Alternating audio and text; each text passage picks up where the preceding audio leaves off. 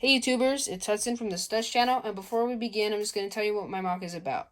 So my MOC is from the Mandalorian, Season 2, Episode 4, The Siege, when they're on Navarro, Cara Dune, the Mandalorian, Grief Karga, and the Mithril, which is that purple person thing, when they infiltrate the Imperial base on Navarro. So I have created one of those scenes from that episode. The scene where basically they're escaping in the troop transporter, and they're being chased by scout troopers on their speeder bikes and TIE fighters. And so I have the rock work and the base, basically where they are, and a little bit of an interior, which I think is gonna look okay, but that's not really the bright spot of this MOC. So let's get into it. So here is the MOC. Now, this should look familiar if you've seen the episode. If you haven't seen the episode, this is probably going to make no sense to you at all.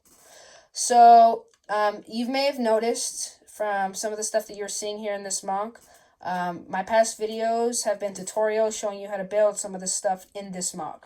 Like the speeder bikes, the troop transport, and the TIE fighters. If you don't know what those are, I'm going to get my little pointer. I've had a couple people say they like my little pointer. So here's the TIE fighters right here. Here's one, and here's a TIE fighter. And then we have the speeder bikes here with the little scout troopers on them. And then we have the Imperial shuttle right here. These are also stormtroopers. That's what I've done for the stormtroopers. Just put two of them there. So you've seen tutorials on those, but I had made those for this MOC. I plan on doing a lot more mini tutorials for builds like that. I've also asked for your suggestions. But anyways, getting into the MOC. So I've tried doing the rock work and the building. I say that I did a pretty good job designing like the structural build for the Imperial base. But I think it's a little off. But I, tried making it look, as accurate as I could. So up here is where you had they were fighting some of the stormtroopers, and then you had the troop transport parked here. And then there was also two of these. I mean, these are like cannons, so the turret pieces can go up and down. But they never get used. Sorry, I said they like 15 times there. Anyways. This never get used, but I thought I'd add it because I just had the right pieces, and I thought, I'm going to add a little turret. I think I can make it look, pretty decent with these pieces. These pieces right here really help. Over here is where you have the TIE fighters. Now, I know they're supposed to be above, but again, I'm just kind of, trying to just work it in with this. If I were to put it up here, then I'd have to do, make it able so there was more structural design holding the entire piece up, and then I'd want to make it look longer because there's just like some more flat up there. So, but I think you get the general idea. And then if you scroll down, you can see where this scene takes place. Now, I'm sure quite a few of you have not seen this episode, but for those that have, this is going to make a lot of sense. So this is the troop transport where they're, driving, trying to escape. You can see the Mithril, that's his name, his speeder right here. Now, it's not very accurate, but those are the only pieces that I had that I think would have made it look, the closest you can make it to look like his speeder. It was that shade of color, I'm pretty sure.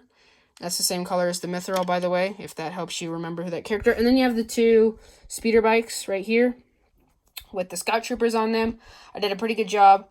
The one thing that looks a little off is that this one is a gray color. That one is the brown color, which that's more accurate compared to this one.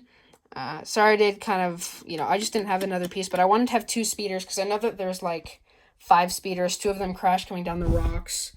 And then there's like 3 left down here, but I didn't have the pieces, so I at least made 2.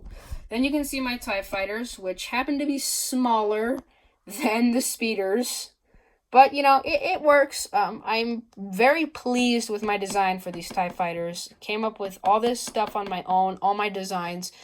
I'm debating whether I should do tutorials on designs that I've seen other people do before that I've kind of changed, but just slightly. But I'm not sure because I like making my own designs for things.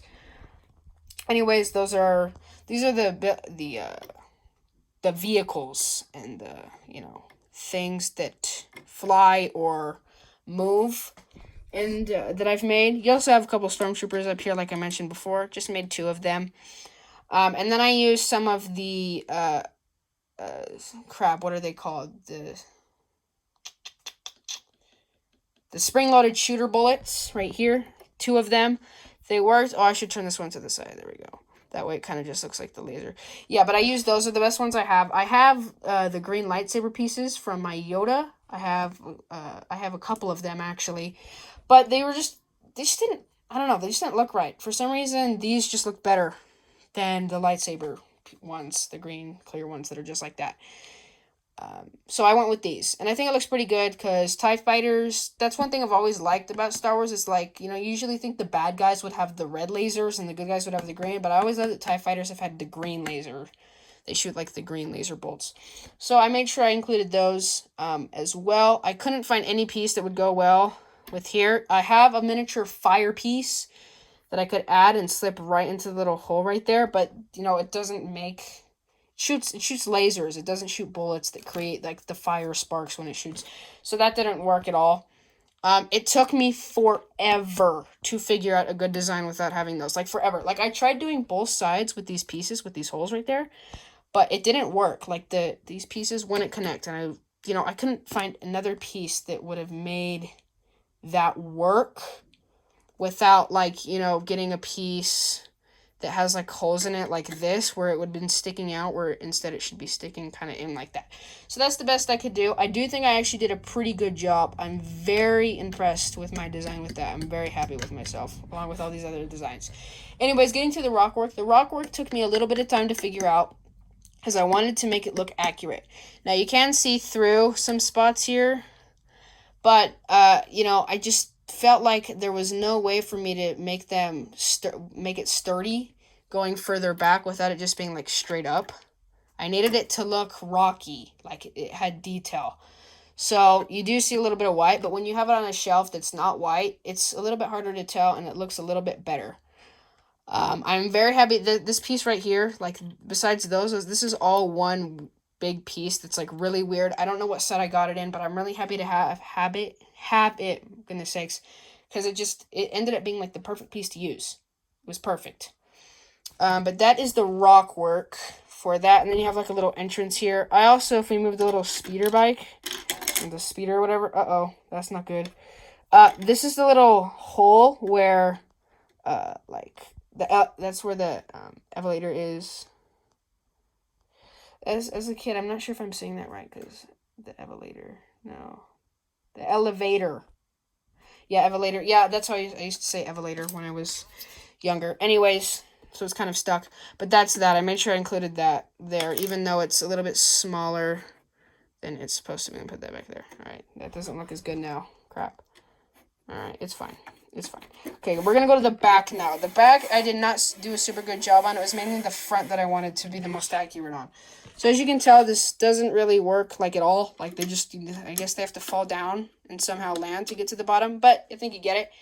So none of this is really accurate at all. I tried making this the hallways, like the clear hallways, whatever, so you can put a stormtrooper.